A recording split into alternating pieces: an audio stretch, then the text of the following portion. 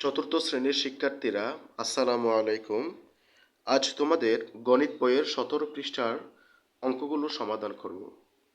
এখানে 4 নম্বরে দেওয়া আছে নিয়ম খুঁজে বের করি এবং খালিঘর পূরণ করে প্যাটার্ন সম্পন্ন করি। তাহলে প্যাটার্ন সম্পন্ন করার নিয়মটা যদি মনে রাখতে পারো তাহলে কিন্তু তোমার কাছে অঙ্ক করা সহজ হবে। দেখো এখানে 1 নম্বরে 1, 6, 18, 54 আছে। তাহলে আবার এই পাশে নিয়ম দেওয়া আছে আগের সংখ্যা গুণ 3।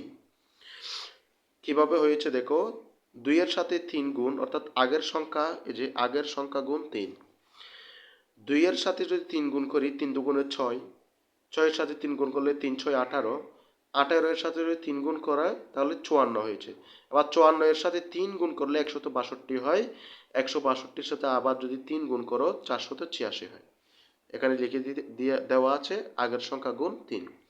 এরপরেরটা দেখো 2 নম্বরে 4, 4 পরে 8 আছে। তাহলে 4 দুগুণে 8, 8 দুগুণে 16, 16 দুগুণে 32, তার মানে আগের সংখ্যা গুণ 2। আবার 32 দুগুণে 64, 64 দুগুণে 128, আগের সংখ্যা গুণ 2। এটা হচ্ছে নিয়ম।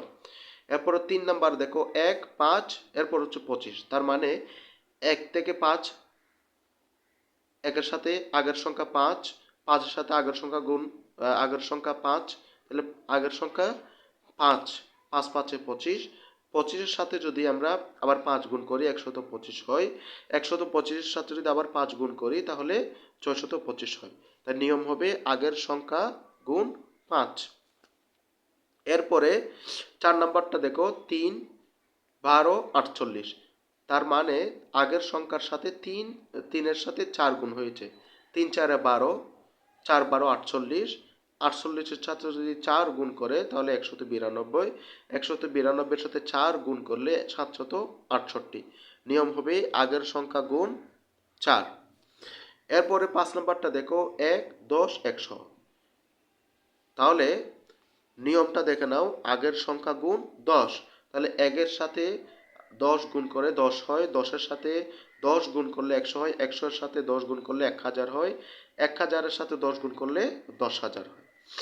এখন 2 নাম্বারটা দেখো 3, 2, 7, 3, 2, 7, এরকম যদি পর পর সাজানোর সংখ্যা থাকে, প্যাটার্ন থাকে, তাহলে কালিঘর পূরণ করা আরো সহজ। দেখো 3 2 7, 3 2 7, 3 2 7, আবার 3 2 7, একদম সহজ।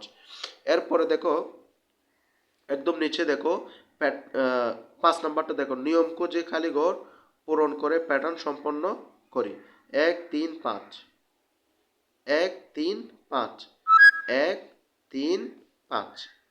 আবার দেখো 2 নম্বরটা 4 5 7, 4 5 7, 4 5 7, একদম সহজ।